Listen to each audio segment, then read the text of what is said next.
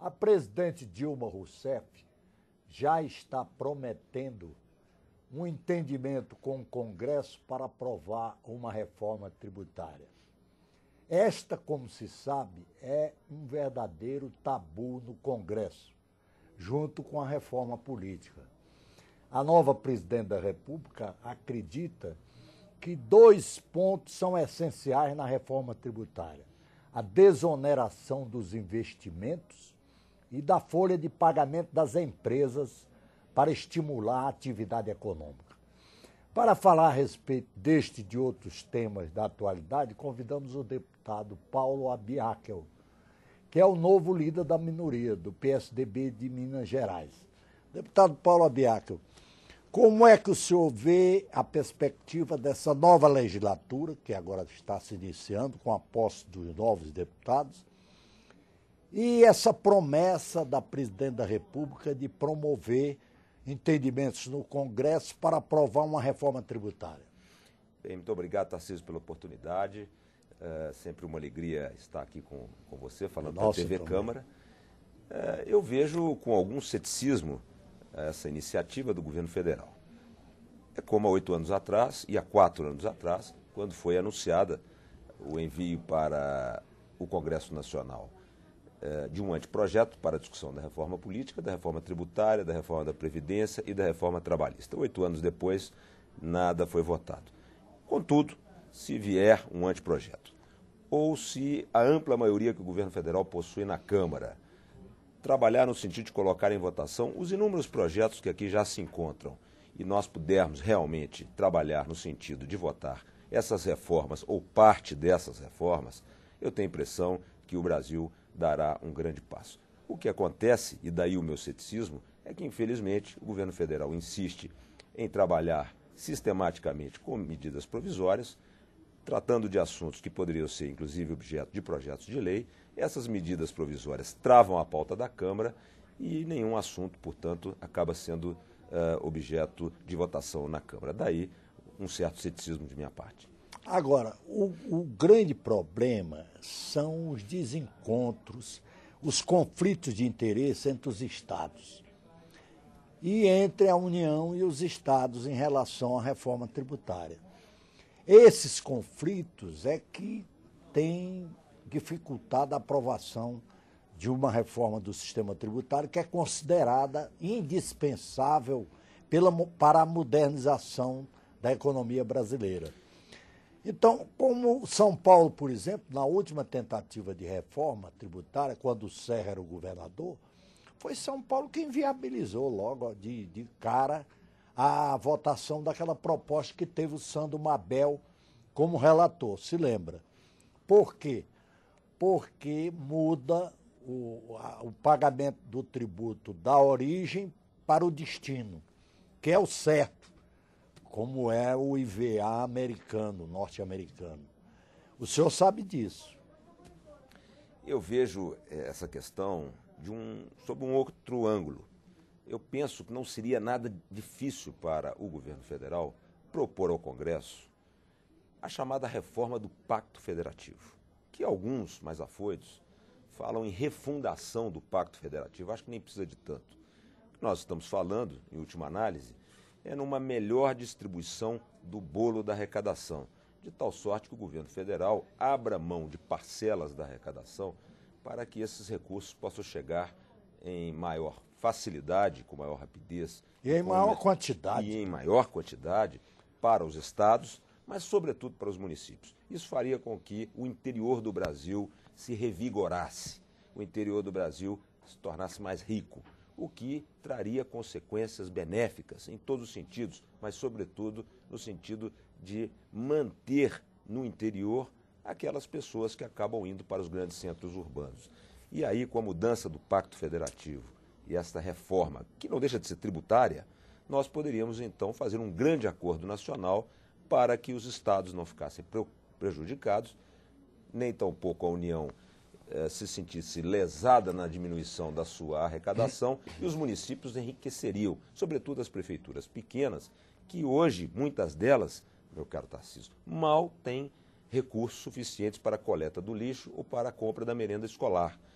Estes são estas são as contradições do Brasil, que tem setores muito desenvolvidos, mas tem setores, infelizmente, só comparáveis aos países mais pobres do mundo. Agora, o senhor sabe, se os conflitos de interesse dificultam a reforma tributária, a mera reforma tributária, calcule com essa proposta que o senhor faz, que inclui a discussão do Pacto Federativo. Ou seja, uma nova relação entre a União, os estados e os municípios, fundada na distribuição de recursos. Isso ainda torna as coisas muito mais complicadas, né? O senhor há de convir que é. Quando tem muita gente aqui, muitos parlamentares, que diante da resistência dos conflitos de interesse, têm proposto mudanças pontuais no sistema tributário. Eu sou a favor. Para tornar viável a mudança.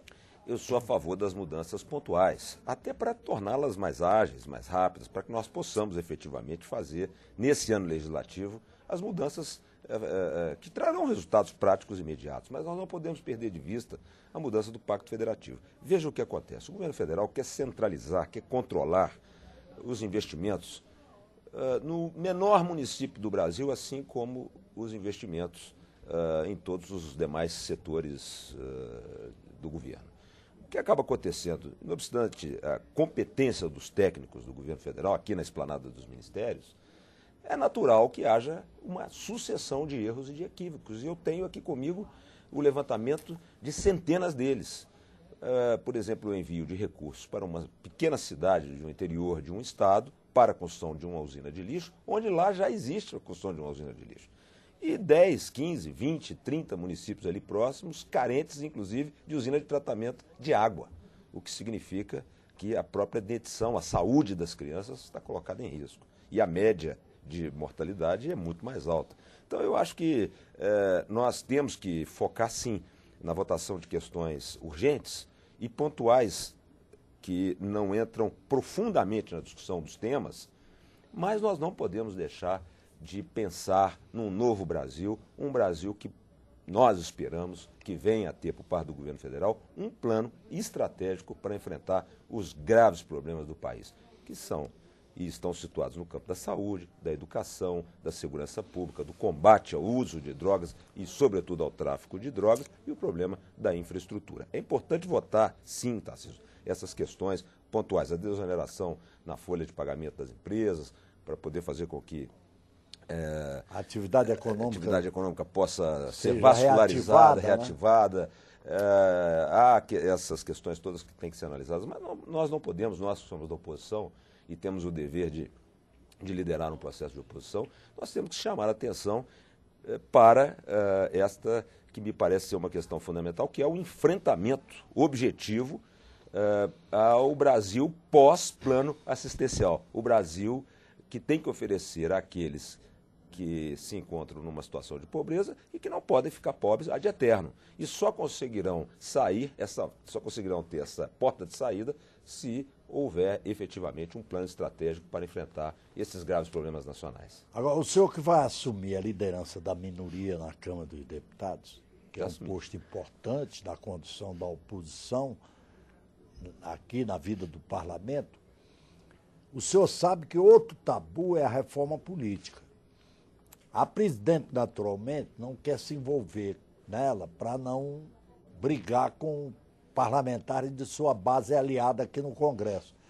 Mas todo mundo considera a reforma política indispensável para a modernização das instituições políticas no Brasil e, no entanto, o Congresso, a Câmara dos Deputados em particular, encara com desconfiança essa reforma do sistema eleitoral.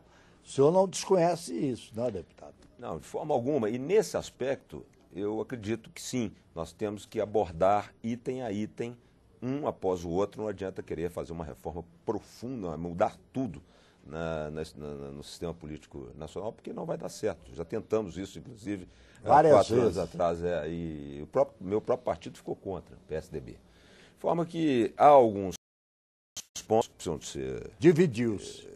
Como todos os partidos. Exato. Em relação ao sistema eleitoral, a maioria eu acho que era a favor do voto em lista. Exato. Mas tinha uma facção grande também, expressiva, que queria o voto distrital. Exato. Porque Não é verdade? Sim, sem dúvida. Inclusive o Madeira, Sim, exato. que era deputado de São Paulo. O Madeira entendia, e merece todo o nosso respeito, que o PSDB não poderia discutir o voto em lista porque no seu próprio estatuto defendia o voto distrital. É verdade. O que não deixa de Mas a realidade é que havia divergência na bancada. Exato. Mas, e aqui não falo, obviamente, como líder, aqui falo como deputado. Estou absolutamente certo, até porque seria preciso consultar e ainda não é possível fazer isso com tão pouco tempo, para verificar exatamente a média do pensamento do partido a respeito, dos partidos da oposição a respeito desse tema. Mas eu penso que, nesse aspecto, a estratégia está certa. Temos que abordar, primeiro, quem sabe, a questão do fim do voto proporcional, o chamado voto majoritário, depois o fim das coligações, depois o fim, e isso eu tenho certeza absoluta que há consenso em todo o Congresso, o fim da posse dos suplentes por períodos em recesso parlamentar, enfim, sem dúvida nós temos que enfrentar esses problemas. A proibição de coligações. A proibição de coligações, a cláusula de barreira, esses aspectos aí já poderiam, se discutida o fim do voto proporcional e automaticamente a questão da cláusula de barreira seria desnecessário discutir, porque já com o fim das coligações os partidos Mas pequenos muitos acham perderiam... que a cláusula de barreira que reclama a emenda constitucional conforme uma decisão do Supremo. O Congresso aprovou a cláusula de barreira via legislação ordinária. O Supremo Tribunal considerou inconstitucional e reclamou uma emenda constitucional. Emenda constitucional com 308 deputados é inviável, porque a maioria dos partidos vai votar contra. Claro. Porque eles estarão ameaçados. Então já se está propondo que é proibir as coligações partidárias. Seria uma forma de melhorar o quadro partidário, acabando com muitos partidos sem representatividade. E fazendo, sobretudo, com que essa desarmonia que há, na medida em que um parlamentar com 120 mil votos deixa de ser eleito e outro com 20 e poucos mil votos, 10 mil votos, 5 mil votos, 3 mil votos, acaba ganhando o mandato na esteira. 200 votos. Com 200 votos, na esteira de outro que teve muito voto. Tiririca agora, quase 1 milhão de votos em São Paulo. 1 milhão de votos. Né? Elegeu 3 a 4 deputados. Pois é preciso enfrentar essas questões, discuti-las, né, com coragem, né, e realmente promover permanentes inovações no sistema político brasileiro. Até porque, Tarcísio, se não fizermos isso, estaremos correndo o risco de ver o TSE, como fez no passado, ao meu entender, de forma exagerada, intervindo. Vários deputados consideram isso de forma exagerada. Né? Exagerada, sem dúvida. É uma intervenção de um do poder, judiciário de um poder no outro. Em prerrogativa privativa do Poder Legislativo. Do Poder Legislativo. Então, essa é uma matéria que realmente, se, digamos, a base do governo federal e as autoridades federais e a Presidente da República tiverem apreço pelo Congresso, haverão de dedicar grande parte de sua agenda para a discussão desses assuntos no início, já agora, dessa legislatura. Agora o senhor sabe que é preciso convir em que essas intervenções do Judiciário na seara privativa do Congresso Nacional se faz graças a omissões do próprio Congresso. Exato. O Congresso deixa de tomar iniciativas que são de sua responsabilidade e o Poder Judiciário, às vezes provocado por parlamentar, por deputado ou senador, costuma tomar decisões que intervêm realmente na seara privativa do Poder Legislativo. Então, qual é a nossa expectativa enquanto oposição, na liderança da oposição? A nossa expectativa é de que o governo não envie sistematicamente esse extraordinário e inexplicável volume de medidas provisórias que obstruem a pauta e impedem a discussão dessas matérias, porque há projetos muito bons prontos para serem colocados em votação no plenário da Câmara, que versam sobre a reforma política. Tem uma reforma política pronta dentro da Câmara. O que nós precisamos, então, nós da oposição, somos minoria, temos que ter o apoio dos independentes, mas, sobretudo, a boa vontade da base do governo para enfrentar esses problemas, porque há muita gente, infelizmente, que quer crer e trabalha nesse sentido. A manutenção do status quo favorece o establishment, favorece o governo do presidente. E favorece a sobrevivência de cada um. De cada um deles. Mas é um tumor na vida nacional a continuidade dessas questões sem checagem, conferência, análise, debate, discussão dentro do foro competente, dentro do plenário da Câmara dos Deputados. E o senhor sabe que a cada eleição as queixas aqui no plenário são muito grandes.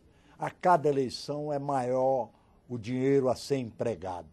A dependência dos deputados de financiamentos, que são a fonte da corrupção na atividade política no Brasil.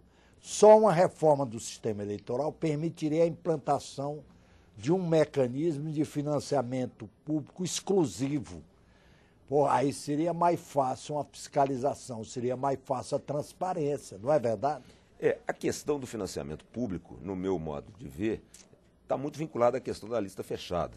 Eu ainda não consigo enxergar um sistema onde o financiamento público pudesse estar vinculado ao sistema de voto... Mas no voto majoritário poderia também. Mas no voto majoritário poderia. É por isso que eu defendo a discussão. Primeiro, vamos tentar vencer a questão... Eu falo aqui como deputado, não como líder da oposição, porque não tive a oportunidade de consultar, mas sinto que há um forte desejo de verificar essa questão sendo discutida na Câmara pontualmente. Aí, nesse aspecto, sim, pontualmente. Primeiro, vamos ver se há maioria, se há vontade, se há desejo dos partidos, e, sobretudo, dentro dos partidos de oposição, para a discussão da questão do voto majoritário, e aí depois poderia se evoluir para uma discussão relativa à questão do financiamento público, que não pode haver realmente,